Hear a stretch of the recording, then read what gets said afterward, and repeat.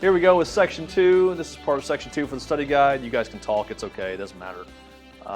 We're just going to do this together.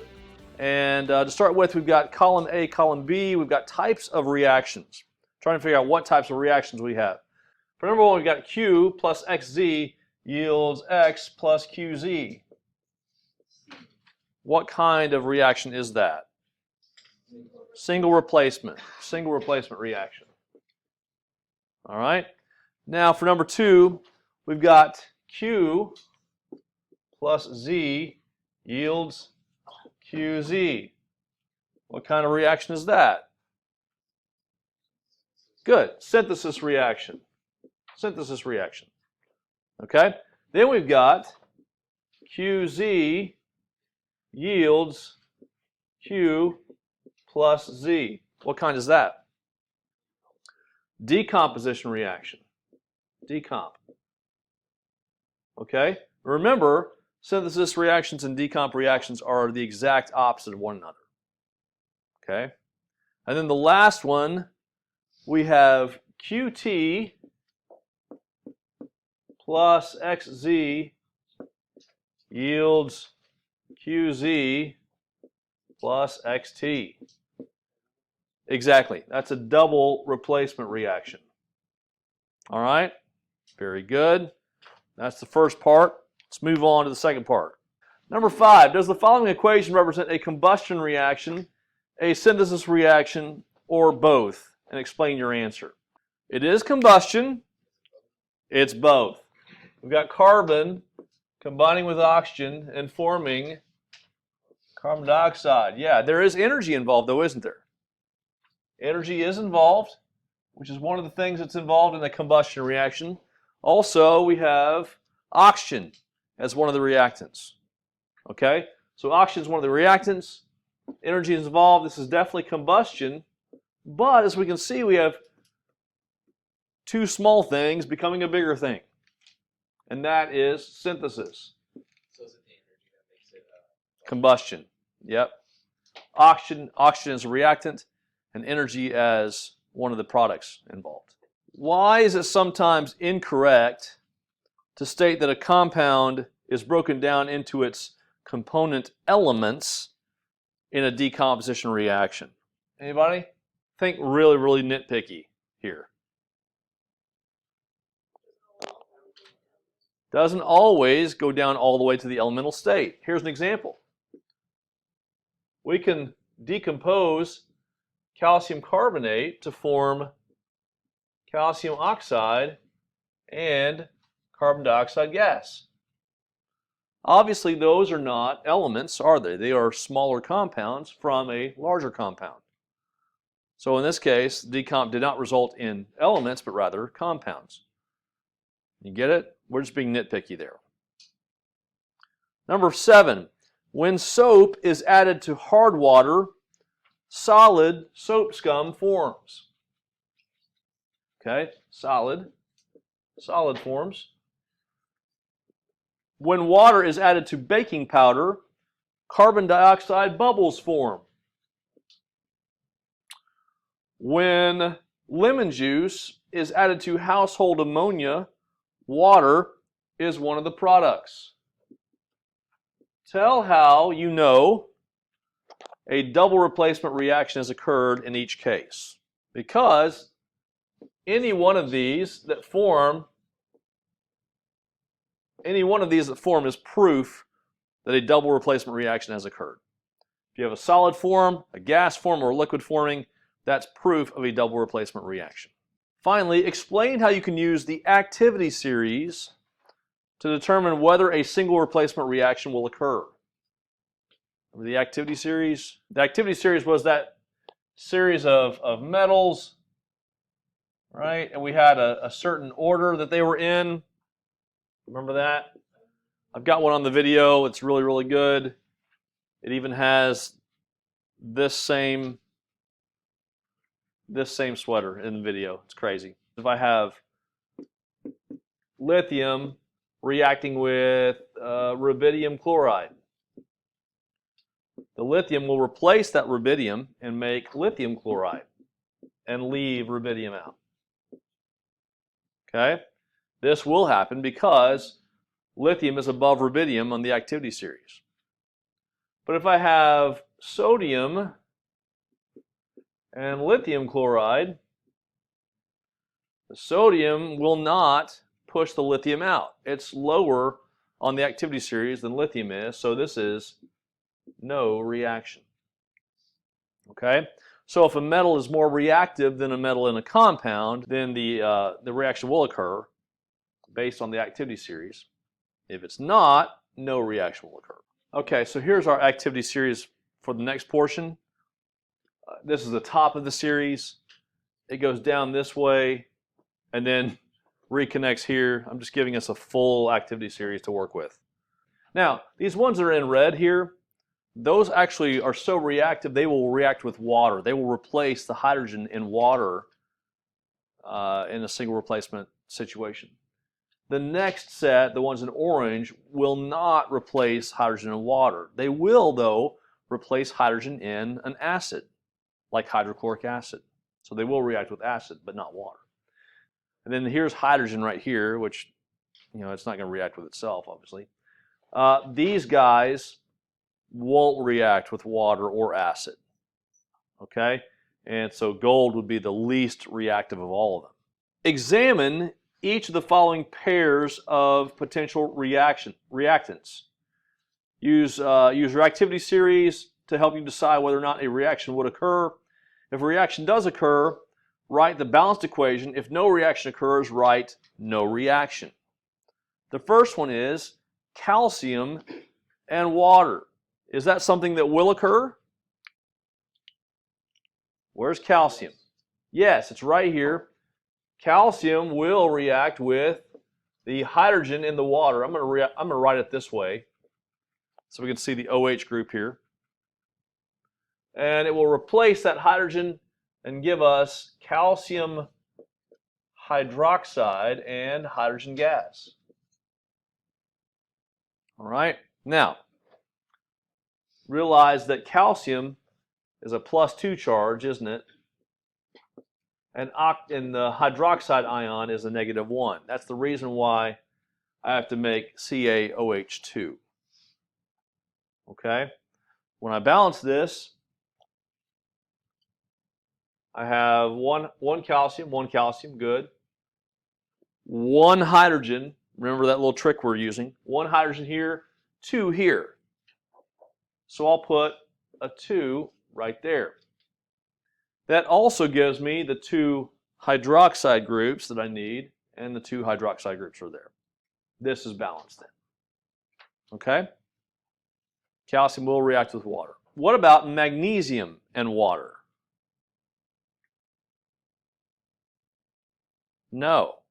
Magnesium, remember these guys, these first 7 guys, they will react with water, but then from that point on, you'll have metals that won't react with water.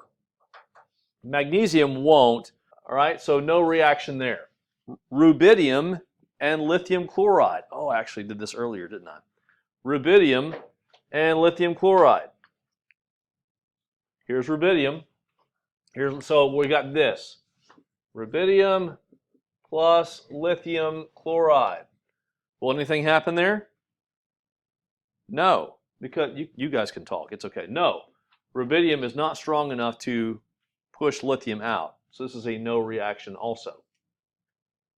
Now, if it was the other way around, if it was lithium reacting with rubidium chloride, that would happen because lithium's higher on the activity series. Potassium and aluminum oxide.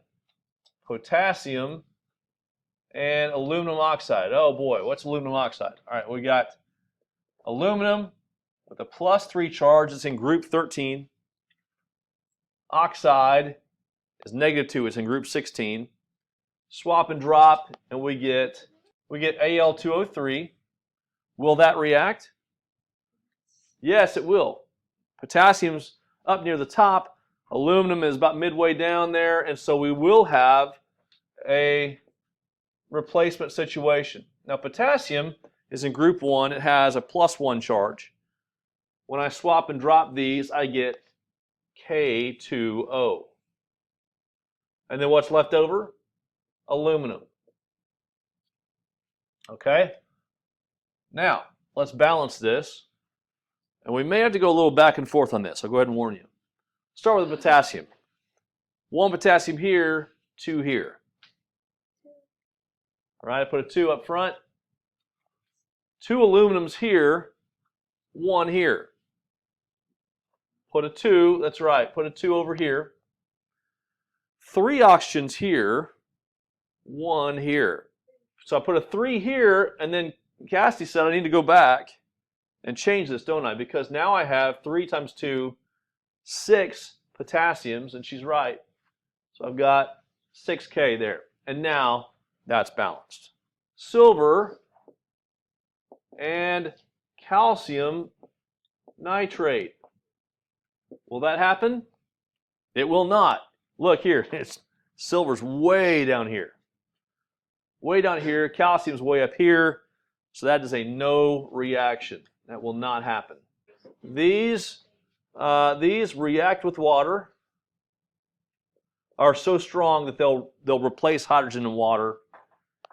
These will react with acid, the hydrogen in an acid, and these are really unreactive. Okay, now we're going the other way. We're actually dealing with the nonmetals. And the good thing is that the nonmetals, the halogen activity series, follows what we see on the periodic table. We got fluorine, followed by chlorine, followed by bromine, followed by iodine. All right. So because of that, we've got fluorine and potassium iodide. Will a reaction occur there? Now we're talking about nonmetals. Remember, nonmetals replace nonmetals. Will this happen? Yes. There are people shaking their heads. Yes. Yes, it will happen. Okay. We've got the fluorine here. It will replace this iodine and give us potassium fluoride and iodine left over. Got to balance this. 2 fluorines, 1 fluorine. So put a 2 here. 1 potassium, 2 potassiums. I put a 2 here. Now we have balance. If you see a nonmetal by itself in a single replacement situation, think, oh, I got to replace. I'm talking about replacing the nonmetal in the compound, not the metal. All right. Here's another one. Magnesium bromide, and we're combining it with chlorine. Will something happen there? Will the chlorine replace the bromine? Chlorine's here. It will actually. Chlorine's higher. Bromine's lower.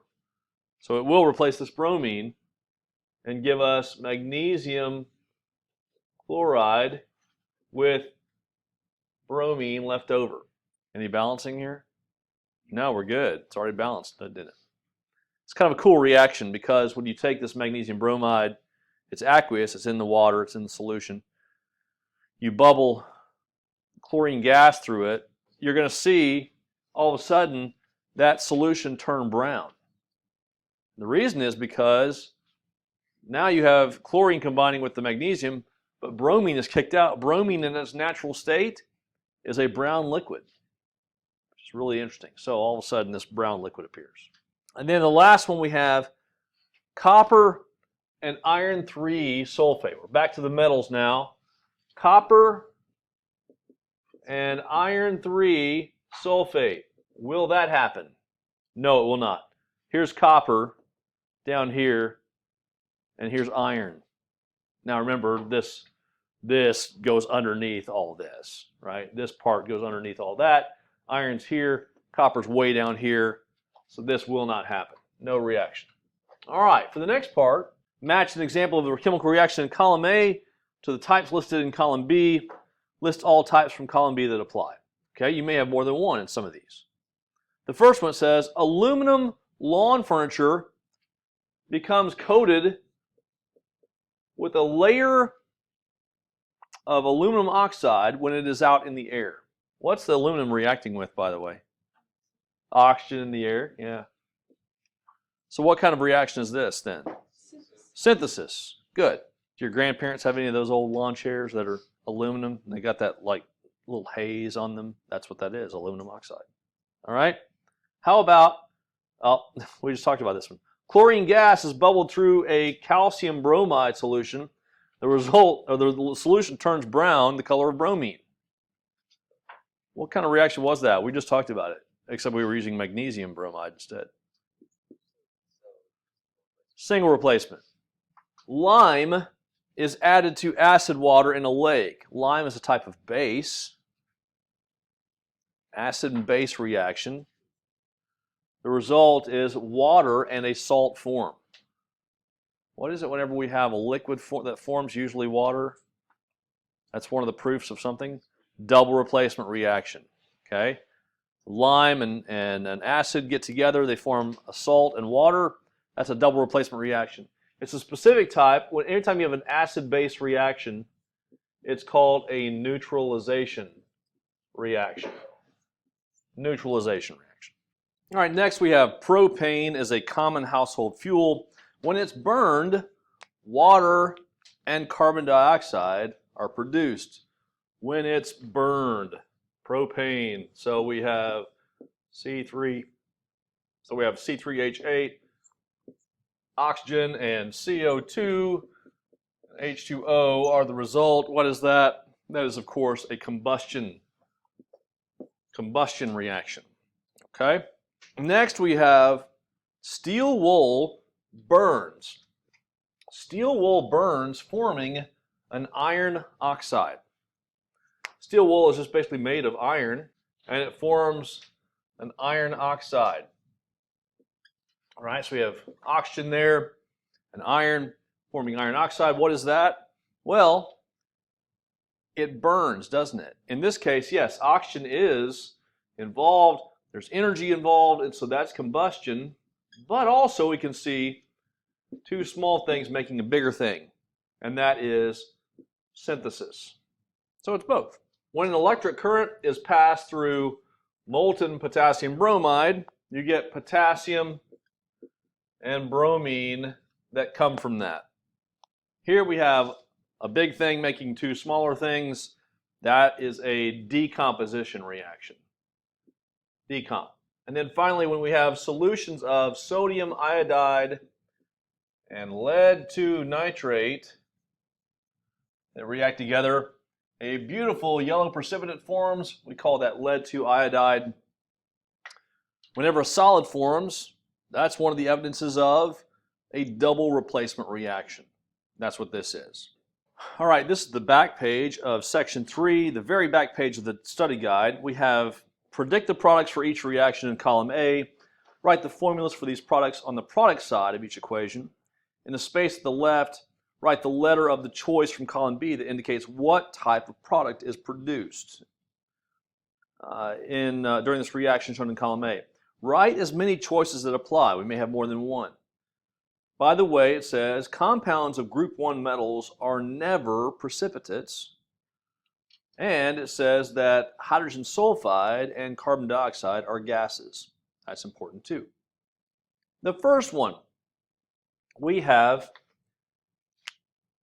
hydrobromic acid, and we have potassium hydroxide. That's a base, a very strong base.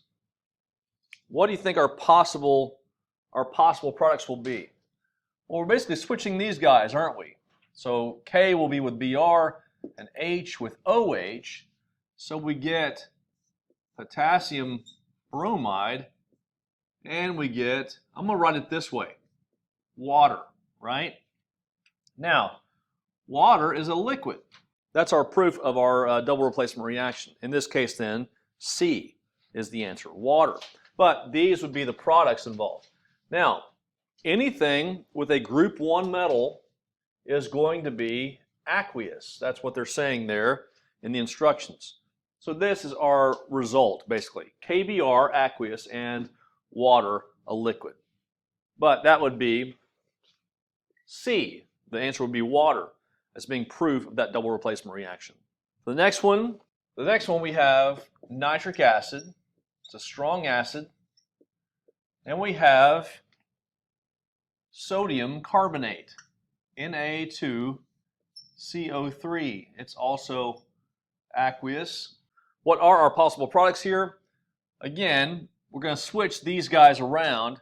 So we have hydrogen combining with this carbonate group and the sodium combining with the nitrate group. Now, let's take a look at the ions involved here real quick. We got hydrogen with a +1 charge, the nitrate group with a -1, sodium with a +1, and the carbonate group with a -2. That's why there's 2 sodiums, by the way. So guess what? We're actually going to need 2 of these. That'll give us this. And now these 2 hydrogens are going to combine with this carbonate group, and then these guys will get together. The sodiums and the nitrates will get together. So we'll have 2 sodium nitrates, and again, a group 1 element means that this guy is going to be aqueous. It will dissolve in water. What's left over? H2CO3. H2CO3. But don't write this in pen just yet. Here's why. Okay? This guy is still aqueous. Wait, what? Here's what happens. This is carbonic acid. Carbonic acid is very unstable and breaks down almost immediately to form carbon dioxide and water. Now check that out. So now we actually have 2 proofs of a double replacement reaction in this case, because this guy broke down to form these 2 things. That means we have A and C as our answers for this one. Got it? Next, we have the reaction between sodium iodide and lead 2 acetate. This is the acetate ion. Each acetate ion has a -1 charge. So we have 2 of these acetate ions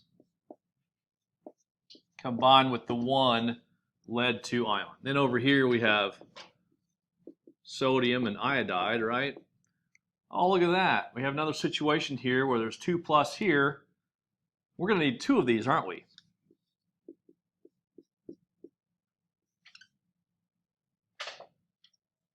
So now our possible products will be sodium and the acetates combined, and there's going to be 2 of them.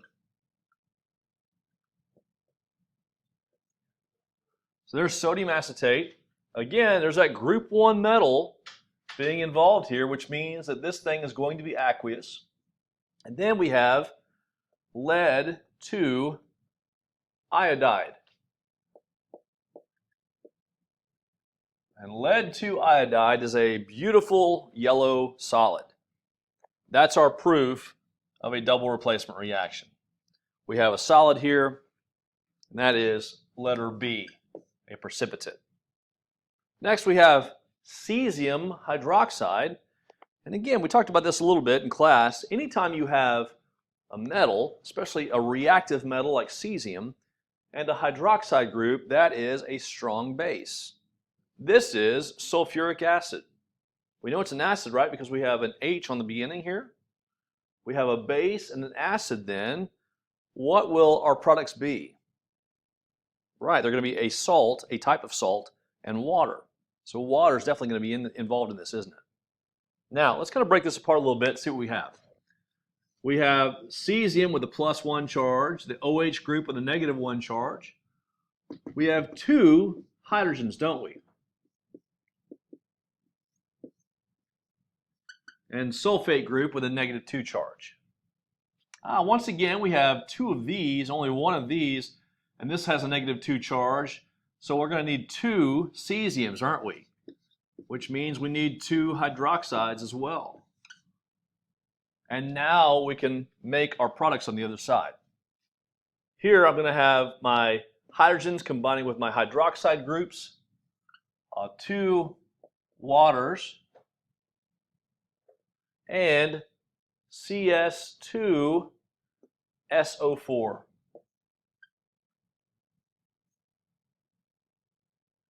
CS, cesium is in that group 1 again, and all group 1s give us aqueous solutions. They dissolve well in water. Therefore, our answer here is water. That is our product of proof for this reaction. Last one we have is K2S, that's potassium sulfide, and we have hydrochloric acid. All right, potassium sulfide, what do we have here? We have 2 potassiums and 1 sulfide. Sulfide is -2. This is a H plus and Cl minus, isn't it? Now, look at that. We have 2 pluses here, but 1 here. That means we're going to need 2 of these, aren't we, to compensate for this. And also the fact that we have a 2 minus here and only 1 here, right? So that's going to give us what we need to make our new products. Potassiums and chlorides combine to give us 2 potassium chlorides. Group 1 element, this is aqueous. And what's the other one? H2S. Hydrogen sulfide. Now this is a gas. It's a stinky gas. Hold your nose. Not a very pleasant thing. But it's a gas, and therefore that is the proof, in this case, of our double replacement reaction. I did 14 in class, and so I'm going to do 15, 16, and 17 to end this little video, or this rather long video now. Sorry. Here we are taking a word equation and we're turning it into a chemical equation, but then we're going to break it down to form a complete ionic equation followed by a net ionic equation. All right, here we go. We have solutions of magnesium sulfate. Okay, magnesium sulfate. Let's just over here figure this out real quick. Magnesium is a +2 charge, right? The sulfate group, you can look on your chart, is a -2 charge. Well, that's kind of nice. They just go together, don't they? MgSO4, and that's aqueous. Remember, in these double replacement reactions, everything on the left side is going to be aqueous. We're combining that with calcium chloride. Calcium and chloride. But how do they go together? Well, calcium is a +2 charge. Chloride is a -1 charge. Swap and drop those and I get CaCl2. It's also aqueous. All right. What do we do now? Well, we're going to switch partners, aren't we? Magnesium with calcium, and now we're going to have calcium sulfate and magnesium chloride.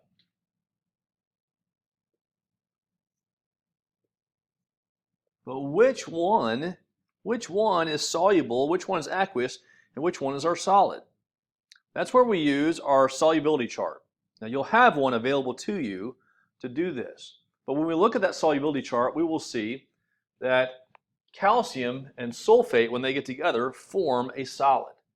This guy is our solid.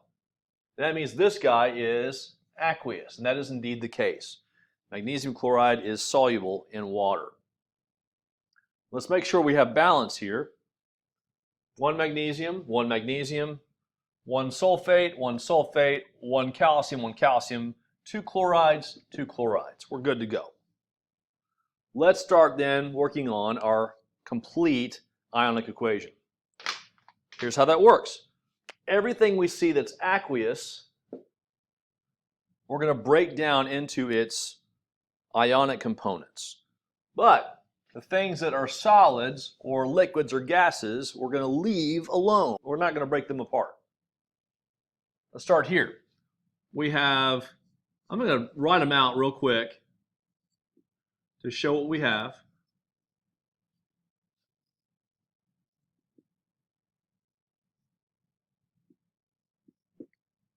Okay, so what do we have then? We have 1 magnesium ion with a +2 charge, it's aqueous.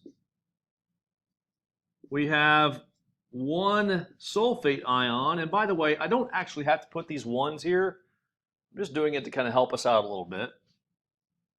It's aqueous. What else do I have? 1 calcium ion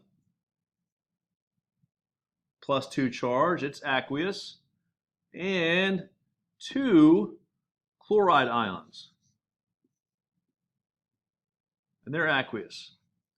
Remember, I can't do this. I can't put Cl2 and even if I did that, that's not correct. Don't do that. It's 2 Cl2 chloride ions. Now on the other side, I leave this alone. I leave this intact. My calcium sulfate, it's solid, but then I can break this apart. I have magnesium with a +2 charge and 2 chlorides, don't I? So I have 1 magnesium +2, it's aqueous, I'm running out of room, 2 chlorides, and they're aqueous. Just enough space here to get this in. This would be my complete ionic equation. From here, I'm going to cancel the ones that are spectator ions. Which ones are spectator ions? They're the ones that really don't change from left to right. So which ones are those? Okay, my magnesium, that's a spectator ion, isn't it? It didn't change. And then what else? My chlorides, those are spectator ions as well. And whatever's left, that belongs in my net ionic equation. Again, just a reminder, a hint that whatever's aqueous on your product side will be composed of your spectator ions. Whatever is solid, liquid, or gas is going to be in your net ionic equation. Then we have the sulfate group. I'm going to leave out the ones. Is that okay? I'm going to leave out the ones. The sulfate group, it's aqueous, combines with the calcium, it's aqueous, and that gives us Ca, remember metal goes first, CaSO4, solid. And also remember, we don't show any charges on that compound, right? Because once it's in a compound form, the charges are balanced. All right, for 16 it says that bubbles are released when nitric acid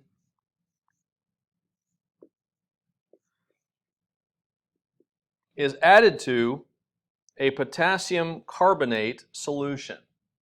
Potassium carbonate. Let's see, potassium is a +1, carbonate has a -2 charge. Swap and drop there and I get K2CO3. Both of these are aqueous. Now you may have noticed when I was writing out nitric acid, I wrote the nitrate group first. Why is that? Kind of showing you how we get to the name nitric acid. Do you remember that? When I have the nitrate group, that nitrate group, when you combine it with hydrogen, gives us an acid that has the IC ending, nitric acid. Therefore, HNO3 is nitric acid. Now, how are these going to break apart? Well, let's just see what's in there. I've got a hydrogen with a +1 charge, a nitrate group with a -1 charge. Here I've got 2 potassiums with a +1 charge and a carbonate group with a -2 charge. Look at that. We have 2 positives here, but only 1 here, and 2 negatives here, but only 1 here. That means we're going to need another one of these. I'm going to put a 2 right there.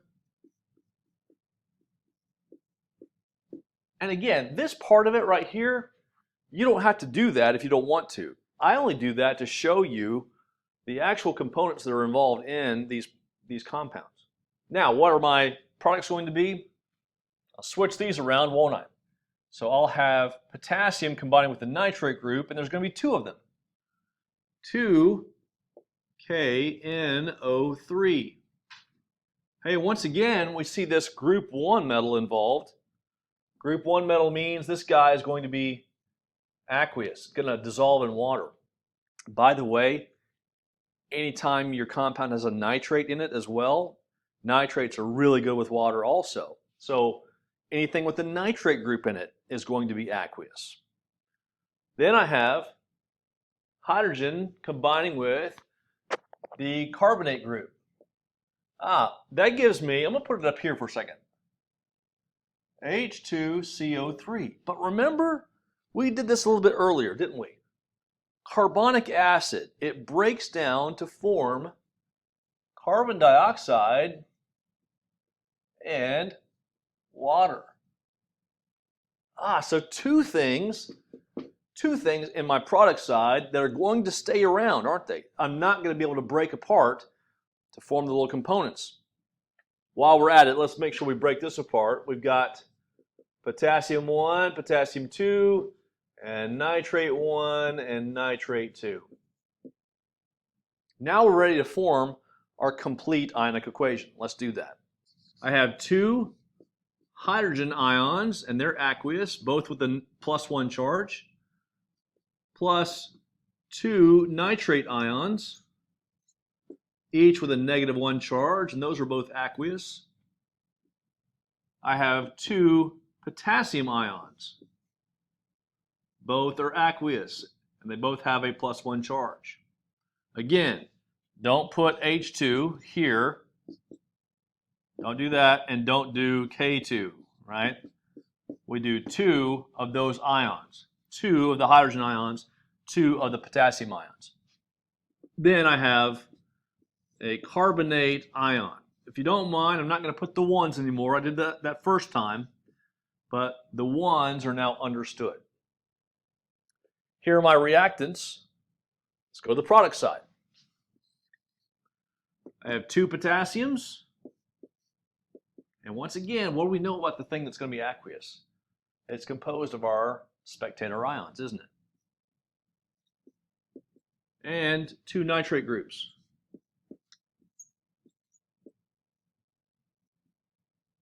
Okay. Then we have carbon dioxide. We don't break it apart because it's a gas. It's not aqueous. Carbon dioxide and water. We also don't break apart water. It's a liquid. The only things we break apart are the aqueous ones. That's it. This is our complete ionic equation. Now we can go through the process of canceling the spectator ions. Which ones are those? Okay, we've got the nitrate groups, right? Those are spectators. And what else? That's right, the potassiums are spectator ions. That leaves us with 2 hydrogen ions, aqueous, plus the carbonate ion. It's aqueous. And that gives us carbon dioxide, gas, and water.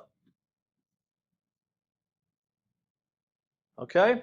Our net ionic equation. Once again, we see that we have two actual products involved in this reaction, don't we? And that's number 16. In number 17, we see that bubbles are released once again in this reaction. We have hydrobromic acid. I know they gave it to you, but remember, anything with hydro means it's a binary. Hydrobromic, HBr. Aqueous. And we're combining that with ammonium sulfide.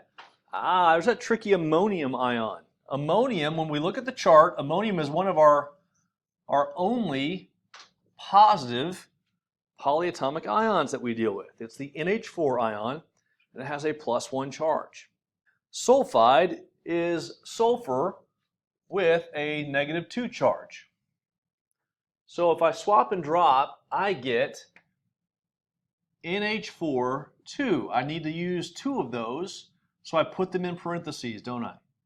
And then the sulfide group. And that is aqueous. All right, let's see what we have then involved. We have hydrogen ion, a bromide ion. Of course, we've already said we have 1, 2 ammonium ions. They both have +1 charges. And we have the sulfide ion with a -2 charge. Look at that. 2 positives here, 1 here, 2 negatives here, 1 here. we're going to need 2 of these, aren't we?